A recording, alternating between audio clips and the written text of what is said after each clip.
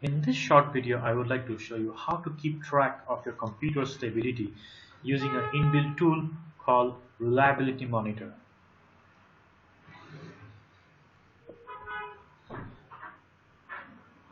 For that, click the Start button and then type here Reliability, and you can see View Reliability History. Click this and you will get a window something like this, where you can see the stability index of your system's overall stability on a scale of 1 to 10. By specific period in time, you may review the specific hardware and software problems that have impact your system. And now also you can read this, click the link how to use Reliability Monitor. But there is nothing much inside this.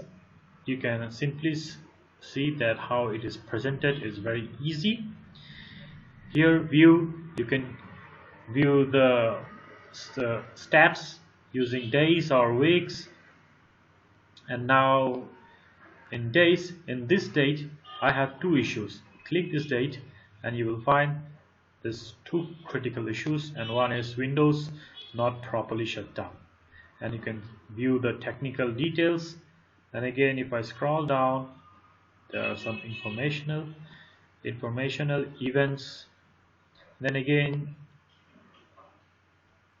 for this date I have informational events like USB storage device, successful driver installation, and then generic, and then so on and so on.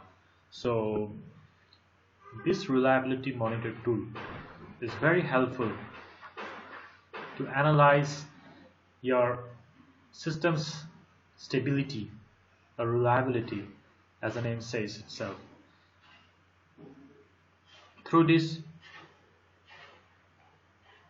you can able to determine your application failures, how much application failures you have, or Windows failures, or any miscellaneous or warning informations. Now again, if you want to save the result, simply click this Save Reliability History and then save it anywhere you want, and then it's done.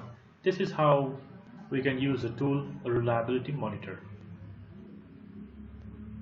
Thank you for watching and have a good day.